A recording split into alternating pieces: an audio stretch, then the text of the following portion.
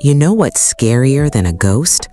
Getting that insufficient funds text on the 29th of every month. And you know what's even scarier? Having zero memory of what you actually bought. Money is like the worst roommate ever. It moves into your house, eats all your snacks, passes out on your couch, then ghosts you without saying goodbye. But here's the good news. Money has rules. And today, we're breaking down 7 money rules that quiet millionaires use every single day. No fancy Wall Street jargon, just real life stuff. This is how you get your money to stop sprinting away from you. Let's get into it. The Rule of 72, the money doubling magic trick. Einstein called compound interest the 8th wonder of the world, and he wasn't trolling. So how long does it take for your money to double itself? Don't grab your calculator. Use the Rule of 72. Just take 72 and divide it by your annual return rate.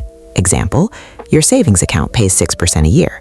72 divided by 6 equals 12. That means in 12 years, your 10K becomes 20K, while you literally do nothing. You make money in your sleep. But the dark side is just as brutal. Credit card charging 24% a year. 72 divided by 24 equals 3. Your debt doubles every 3 years if you only pay the minimum. That's why some people spend their whole lives just paying interest. This rule forces you to face the truth. Time is an investor's best friend, but a debtor's worst enemy. The 100 minus H rule. Invest like you're aging. How much should you put in stocks? Ask 10 experts, you'll get 11 answers. But here's the instant ramen formula anyone can use. The 100 minus H rule. Take 100, subtract your age. Whatever number you get is the percent you put in risky stuff like stocks. You're 25, 100 minus 25 equals 75. That means 75% of your portfolio goes to stocks, 25% to safer stuff like bonds or gold. You're 50, only 50% in stocks. Why? When you're young, you can faceplant and still have time to get back up.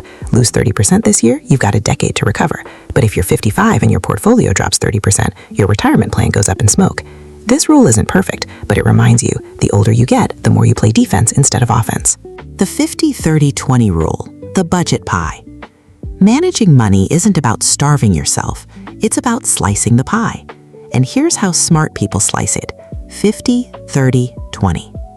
50% for needs, rent, utilities, gas, groceries, the stuff you literally can't live without. 30% for wants, boba, Netflix, that Vegas trip, the new iPhone. This is the part that makes life feel worth living. Cut this completely and you'll quit budgeting in 2 weeks flat. The last 20%, the most important, saving and investing. This is paying future you. That's the version of you at 60 who'll be grinding because present you spent it all. The problem for most of us, our ratio is flipped to 80-20-0. Live by 50-30-20 and you get discipline without feeling miserable. The first week rule, pay yourself first. The difference between rich people and broke people comes down to one move on payday. Broke people spend first, then save what's left. Spoiler alert, it's usually $0. Rich people do the opposite. They use the first week rule. Pay yourself first. The second your paycheck hits, automatically move 10-20% into savings or investments. Pretend that money never existed. Then go spend the other 80% however you want. Why the first week? Because your willpower is like your phone battery.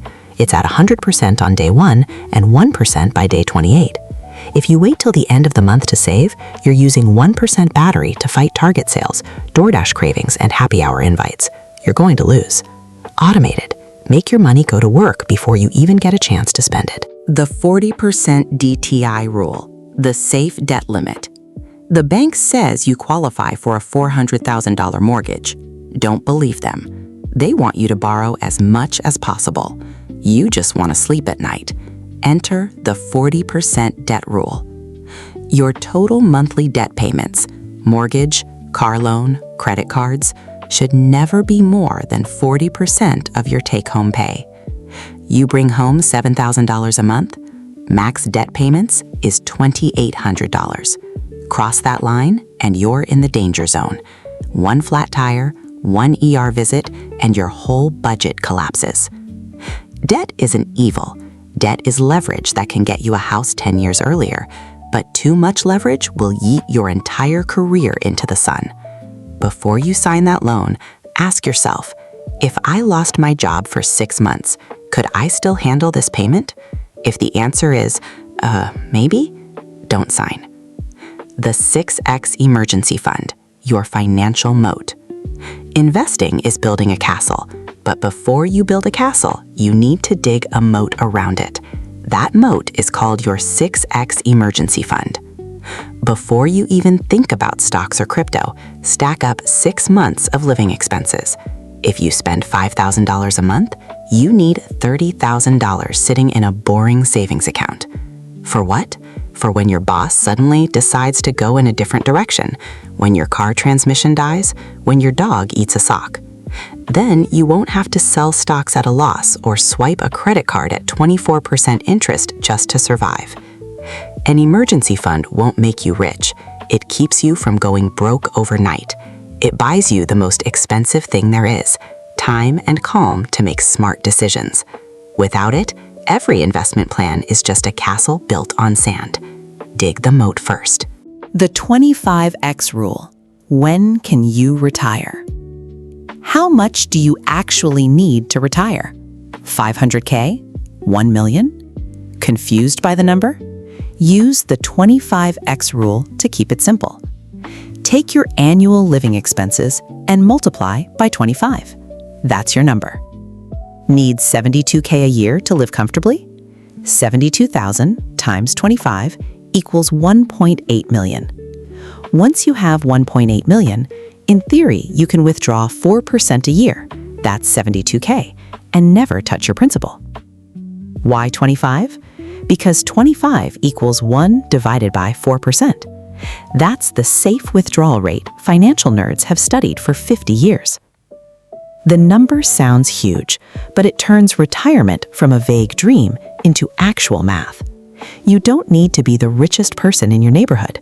You just need to hit your number. And now you know the formula, so go do the thing. Don't forget to hit subscribe and drop a comment for weekly money tips that don't suck.